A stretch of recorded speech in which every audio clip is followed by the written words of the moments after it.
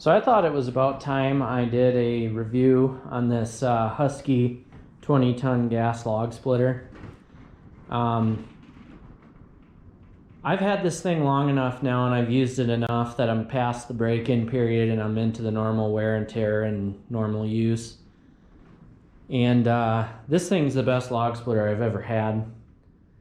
If you go back in my channel, I've had a super handy 20-ton splitter, and I've had a Wen 6.5 horsepower electric splitter, and I used to have a 7-ton Champion splitter. I don't have any videos of that. That Champion splitter was good, but anyway, this is the best splitter I've ever had, and I'll kind of go over what's good about it and what's not. But to start, there's way more good than bad on this thing. As far as its ability to split, it splits great. I haven't put one thing through this that it couldn't split. If you get a crazy knot in a tree and it's so twisted that it can't even like split it straight, then obviously you're gonna have problems. And I think really with any splitter, it's kind of like that. Obviously, if you get to a point where you have so much tonnage and so much engine power and pump power, you know, you're gonna split anything really. But the 20-ton thing, I think, scares some people away. Because, you know, you got your 25-ton, 27-ton, 30, 32, 40, you know. When you're going into like 40 tons, 80,000 pounds of pressure on a piece of wood is kind of crazy. At least to me it is.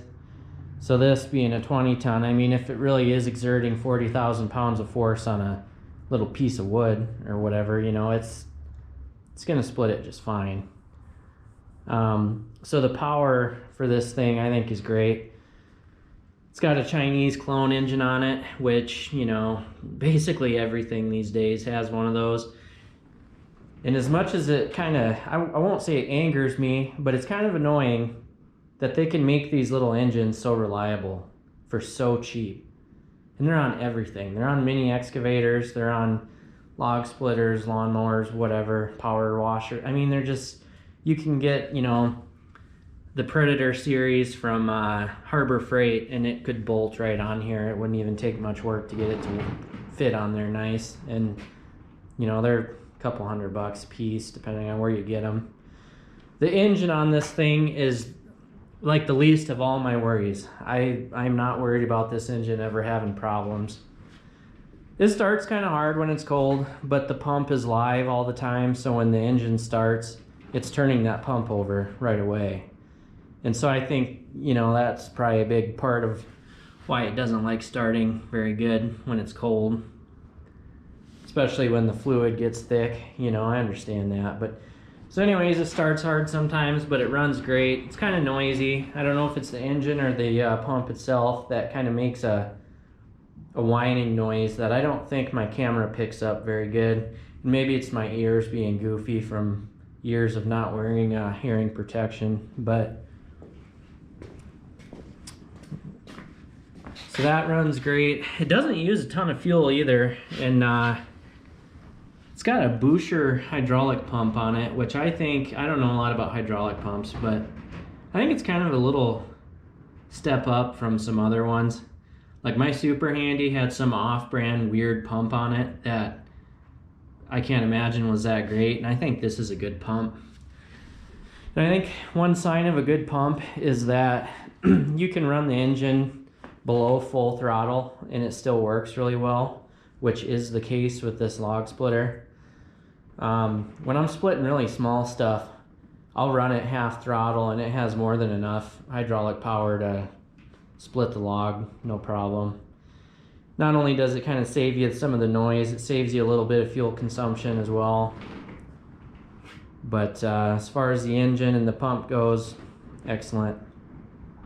Then like I said, if anything ever happened to this engine, if for some reason connecting rod blew out the side of the crankcase or block or whatever, literally you could go get a 6.5 horse Predator from Harbor Freight or order one online, and there's 4 bolts on the side of the crankcase there that you just put that housing on there, bolt it on, and obviously as long as your output shaft was the right size, it would line right up with this one. I'm guessing it's 5/8 or 3/4, I think. Probably a 3/4.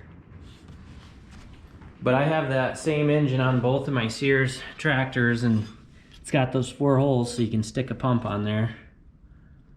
So that's kind of a cool thing about this splitter, but I wouldn't worry about the engine. So anyways, engine, pump, great. Even the hoses on this thing are pretty good quality. The Super Handy that I had cheap hoses on it. And the only time I ever had a leak on this thing, I don't know if you can see it, but there's hydraulic oil on this hose here. And I don't know where it's leaking from. I don't know if there's just the smallest little hole in this thing that's ever existed, but when you run it, it'll drip a little bit on the ground, but that's it. So hopefully there's not a super high pressure tiny pinhole in this thing. And if there was, I would think that it was maybe my fault. These hoses they're out here on their own, and I kind of scrape them on stuff sometimes, but I don't think that would be enough to put a pinhole in it. But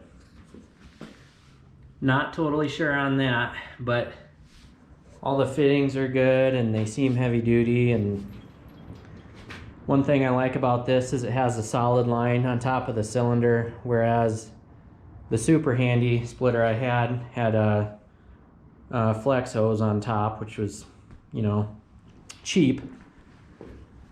So I don't know a lot about valves, but I will say this does what it's supposed to. Obviously you got forward, neutral, and then return.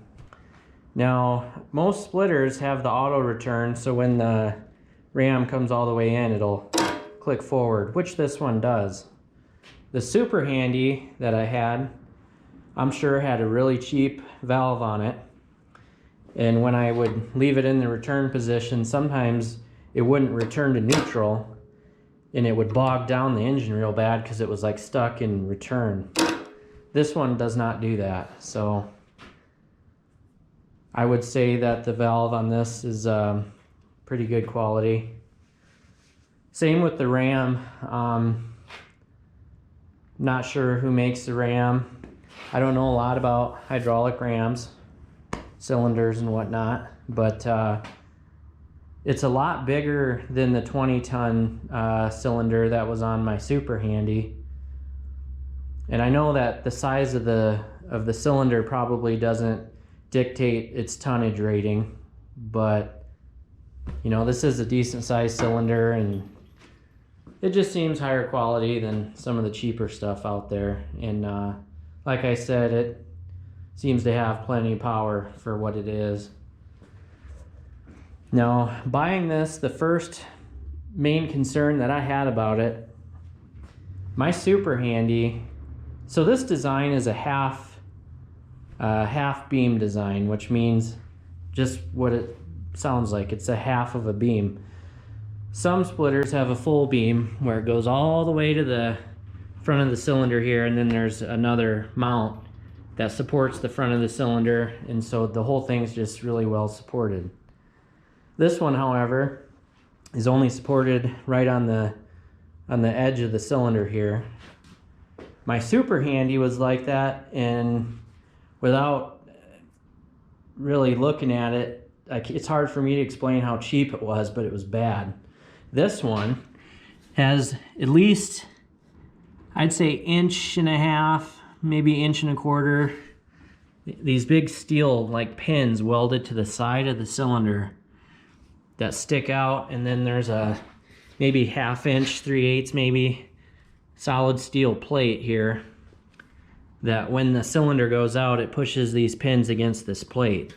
So even though it's a half beam design, it's more than supported. I mean, this plate is not going to fail. These solid steel pins are not going to fail. the Super Handy I had, I was just waiting for the whole thing to split itself in half. But this is heavy duty for what it is, and I think that's been making a lot of people hesitant on this model, is because of the half beam design. Sometimes I kind of wish that it was full, had a full beam across there, but just looking at the engineering of it, and when it comes to steel, it takes a lot of force to make steel fail.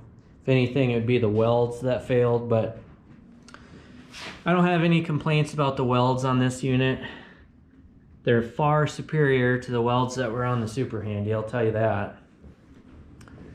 And to be honest with you, when it comes to failure from the structure of this thing, I would think this, it's probably an inch thick, maybe a little more, an inch and an eighth. I think this plate would pop off before anything over there failed. Which, and I honestly don't think this will ever fail, but if you really had a piece of wood in this thing that maxed this out, you know, because I've seen this bend a little bit before, not a lot, but you can just tell the amount of pressure that is on that plate. So if anything ever failed on this structure-wise, it would be this plate.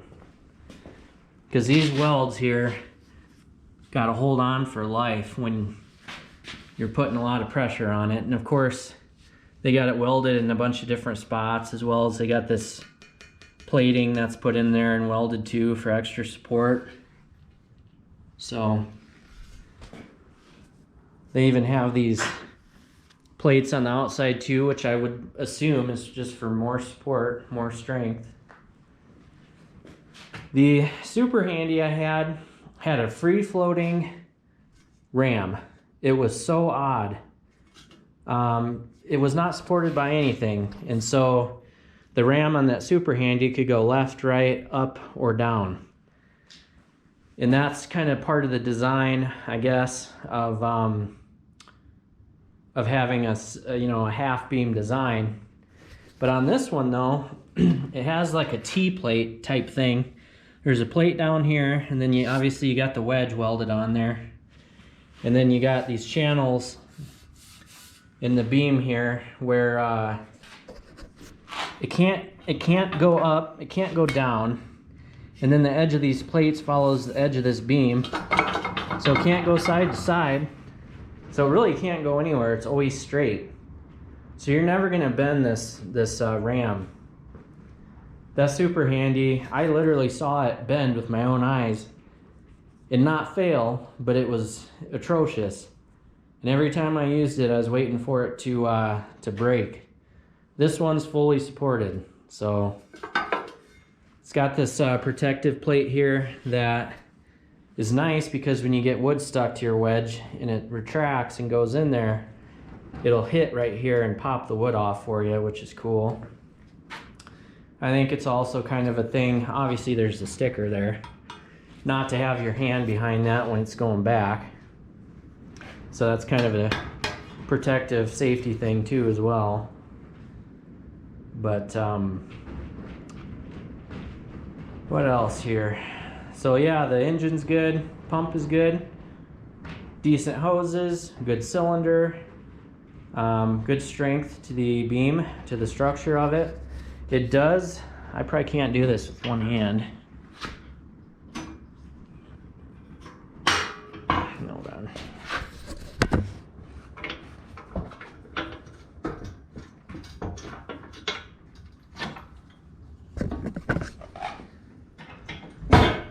This is a vertical splitter, which I don't really care for. I've maybe only split for 2 minutes with it vertically. I don't ever have rounds that are big enough to really need to do that. But it does do that. So if that's what you're into, or you got something too heavy to lift, then obviously that's great. The one thing that is nice about having it vertical is, I'm gonna flip this back down.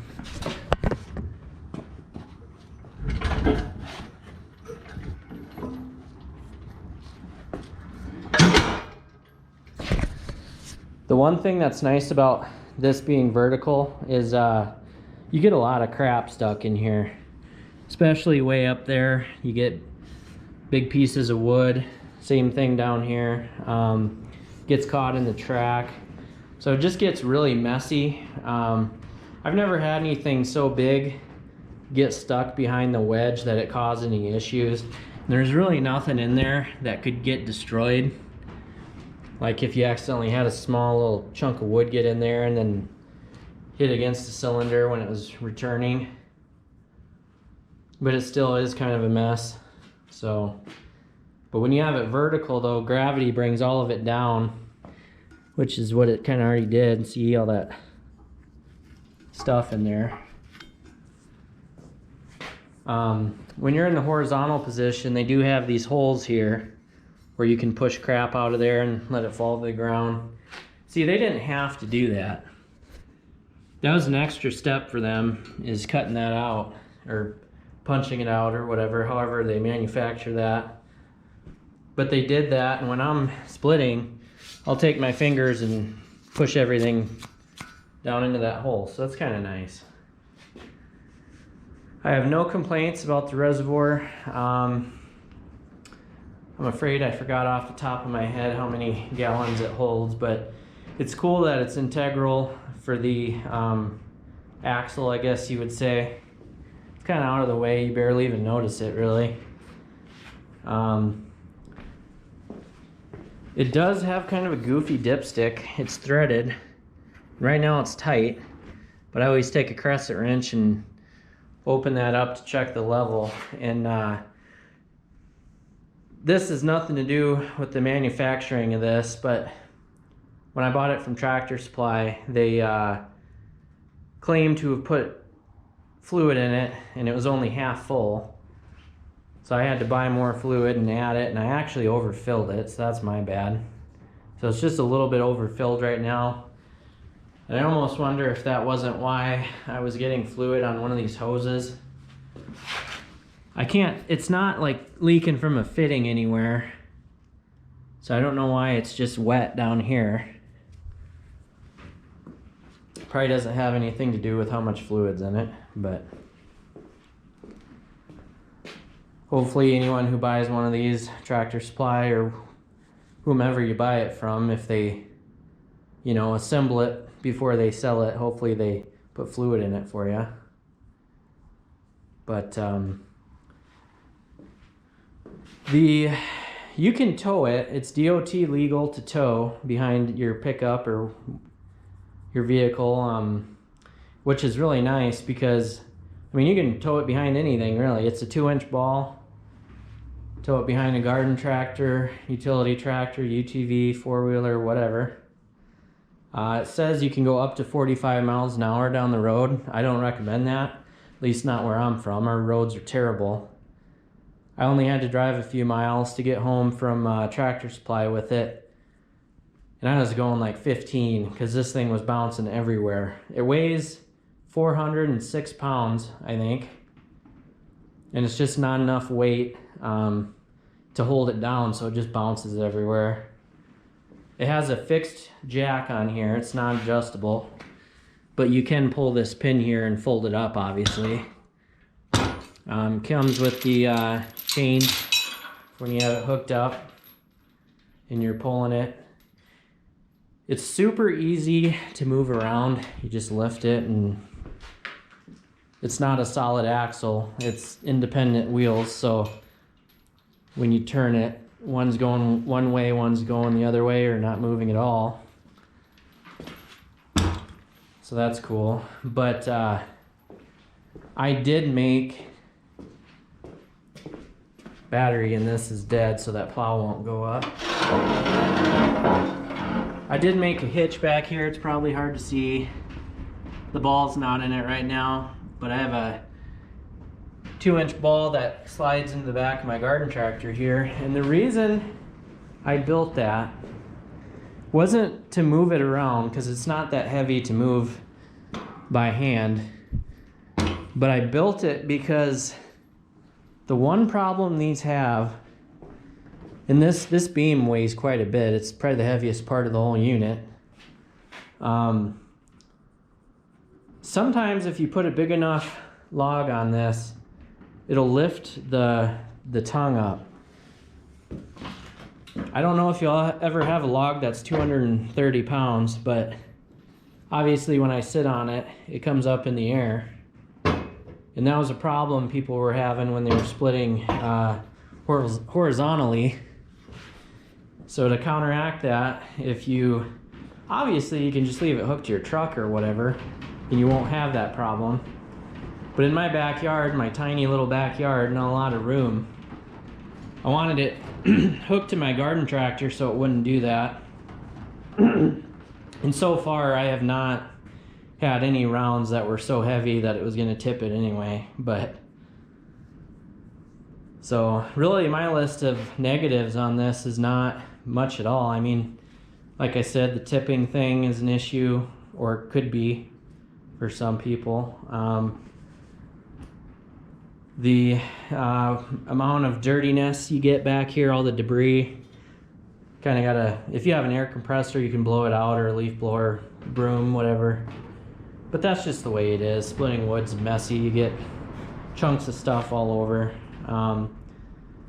I really don't want to call the half beam design a negative, because you know, I have confidence in this thing to work fine the way it is. Really not a lot of negatives on this thing. So I think it's a really good unit. I'm glad that I bought it. I paid $799.99 for it. It was a Black Friday sale, but I think it's normally $1,000 at Tractor Supply, which I was happier paying $800 for it, because the Super Handy that I had, I think I paid less than $600 for on Amazon, and that thing was miles away from the quality of this. So there really wasn't that much, you know, over $200 price difference between this and the Super Handy, and this is a completely different splitter. This is the only splitter I've ever had that's felt professional enough to like really split quite a lot of wood, and it does. I mean, I never run it that long because it doesn't take very long to split a lot of wood with it. The cycle time, I can't even think off the top of my head, but it's pretty fast. I mean, it seems fast. And like I said, I run it like half throttle, or you know, less than full throttle sometimes. And the cycle speed is probably its fastest at full throttle. So even below full throttle, it cycles fast enough for me. And I have ADHD, and I'm always in a hurry and, you know, wanting to move and stuff, and I don't have any problems with the speed of the return. So the only thing that I have not done yet, which will greatly improve how it works, when you buy it new, you probably can't see with this camera, the front of this wedge is literally flat. There's probably a 1/16 or maybe a 32nd of an inch flat space on the front of this wedge. I need to take a file or something and sharpen this up, and it would split even better. So I haven't done that yet. That's my fault, but it powers through everything the way it is now, so I can't imagine if it's sharp. One thing I did wonder about this, I know the County Line series at Tractor Supply, you can get 4-way wedges for them. In fact, my store has the 4-way wedge in stock right now. And I tried finding one for this because I know it's more than capable enough to have a 4-way wedge on it. And I noticed there's these like indents on this plate. Almost like if you had a 4-way wedge in here, that space is to create more room for the second wedge, maybe. Or maybe not, I don't know. That's just the way it looks to me. But I can't seem to find a 4-way wedge for this, and I really don't want to cut a wedge and weld anything on here because it'll take away its originality, and I like this wedge the way it is. I don't want to use a 4-way wedge on, you know, a huge log. So, but I hope this video wasn't too boring and that I kind of covered some things, but anyone watching this, if you're considering this model, or maybe you came across one for sale and you're wondering about it. Obviously I bought mine new, so I didn't have any worries about it, but buying used, obviously if it's in good shape, I think it's a good unit. So it did come with a 2-year warranty on the material and workmanship, 2 years on the Rado engine, I think. 1 year replacement parts on hydraulics. I still have my receipt and all my paperwork that came with it. So it's kind of cool buying it new because you get the warranty and all that. And you're the only one who's ever, you know, messed with it. But no, I think it's a good unit. Probably the last log splitter I'm ever going to have. I'm not somebody who sells cordwood. I just split for fun. I like cutting up trees that I get for free. Split wood, I think it's relaxing more than it is anything. And once I get my wood stove situation figured out someday, I'll have plenty of fuel for heat. But yeah, this is one of the coolest things I think I've ever bought. I really enjoy using it, and I'm pretty satisfied with it. So anybody has any questions, comments, concerns, whatever, let me know in the comments. I'm sure there's a lot of technical stuff and stats that I didn't cover on it. I don't know all of them off the top of my head. But yeah, be sure to let me know what you think, and stay tuned for more videos on this thing, and thanks for watching.